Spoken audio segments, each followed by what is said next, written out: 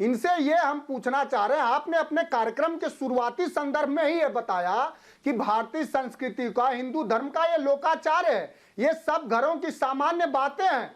पूज्य नेताजी तो सबको पता है, मैंने कोई नया और दुनिया भर के लोग, मैंने कोई पाइथागोरस की थ्योरम थोड़ी उल्टी कर दी काका जी, ये सबको पता है। भारतीय जनता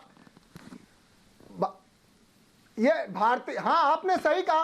अब उसको ये तमाम ये लोकाचार भी इनको पता नहीं, आशीर्वाद ले रहे हैं तो इसमें पता नहीं इनको क्या क्या दिख गया।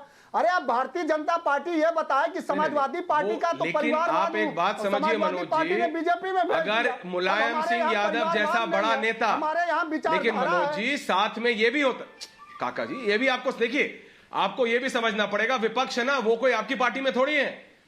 वो ये कह रहे हैं जब नेताजी जैसा बड़ा नेता, जब इतना बड़ा व्यक्ति हो जिसका व्यक्तित्व इतना बड़ा हो, बात उनकी हो रही है। जब नेताजी अगर हिलते भी हैं तो भी खबर बनती है, नेताजी अगर माइक पकड़ते हैं एक लाइन बोलते हैं वो खबर बनती है। अपर्णा यादव बीजेपी के बाद जाती है नेताजी के पास, तो विपक्ष तो मजे लेगा ही ना। ये तो आपका जो विपक्ष है, आपका जो ऑपोजिशन है वो तो मजा लेगा। ये भी तो रियलिटी है।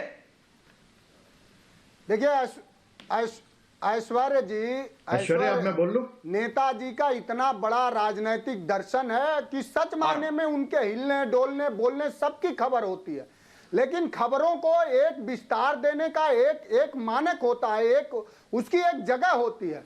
किसी तर्क को कुतर्क के आधार पर उसको व्याख्यायित करना।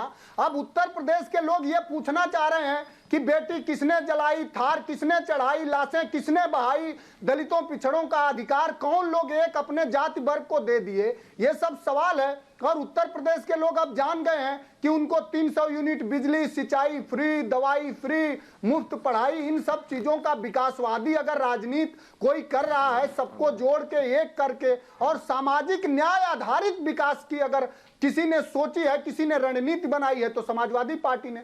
अब भारतीय जनता पार्टी के विधायक जी लोगों को क्षेत्र की जनता नकार रही है, लोग डंडे लेके दौड़ा रहे हैं, तो अब आपकी ये बेचैनी, अगर इसी में आप खुश हैं तो समाजवादी पार्टी ने जो व्यक्ति गया है उसके लिए शुभकामना दी है।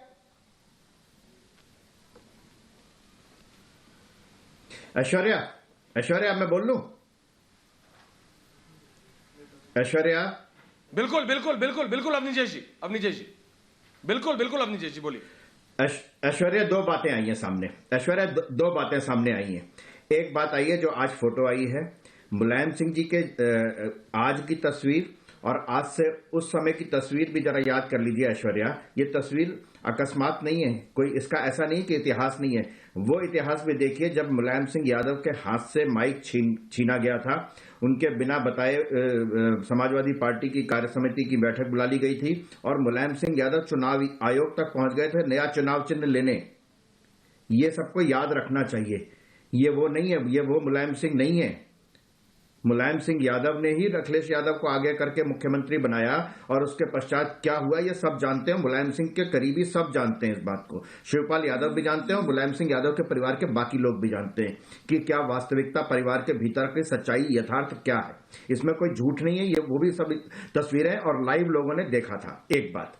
दूसरी बात, रत्नाकर जी ने कहा कि 5 साल तक वो चुनाव लड़ने की हिम्मत नहीं जुटा सके योगी जी, और ये भी कहा कि पूरे उत्तर प्रदेश में वाराणसी दक्षिण और गोरखपुर सबसे सुरक्षित सीट है। 5 बार योगी जी जहां से सांसद रह चुके हों और लगातार जिसको भी चाहा उसको, चाहे राधा मोहन दास अग्रवाल हो निर्दलीय के रूप में, तब भी वो चुनाव जीते, तब भी वो साहस नहीं कर पाए। कंट्राडिक्शन तो देख लीजिए अपने बोलने में, कम से कम एक ही सांस में बोलते हुए कितना अंतर्विरोध होता है लोगों के। असली बात यह है कि अखिलेश यादव ने यह कहा मुझे उतना समय दे दीजिए जितना मुझे देना है। अखिलेश यादव ने कहा कि मैं आजमगढ़ के लोगों से पूछ करके बताऊंगा। आजमगढ़ के लोगों ने कह दिया कि यहाँ मत आओ, तो वो चले गए करहल। वही योगी आदित्यनाथ जी अपना उन्होंने कहा सार्वजनिक रूप से कहा कि आजमगढ़ के लोगों से पूछ के बताऊंगा, कि चुनाव लड़ूंगा कि नहीं लड़ूंगा। जब मुख्यमंत्री वो अपने संसदीय क्षेत्र में हार गए पूरी तरह से। सच्चाई है ये। और तीसरी बात, सबसे महत्वपूर्ण बात यह कि आने और जाने से क्या फर्क पड़ता है ऐश्वर्या, सबसे महत्वपूर्ण बात यह है कि आपने सही कहा, तब तक जब तक तमाम पार्टियों के कामकाज ये हो कि जनता की एंटी इनकम्बेंसियों की कुछ नहीं किया, ऐसा है नहीं, योगी जी के बारे में एक भी बात ऐसा नहीं आता, तब व्यक्ति आने आ रहा हूं जाने चौधरी का साहब। ये फर्क पड़ता है कि कोई भी चला जाए तब फर्क नहीं पड़ता, उसको फर्क पड़ता है कि जिसने काम किया है। लेकिन जब लोग जनता ये समझती है हमें क्या फर्क पड़ता है, कोई इधर से कोई उधर से, उसको भी दे दें तो भी, उसको भी दे दें वोट तो भी, हमारा तो कुछ होना नहीं। आज उत्तर प्रदेश की जनता ने वो जाति के समस्त व्याकरण को तोड़ करके रख दिया है।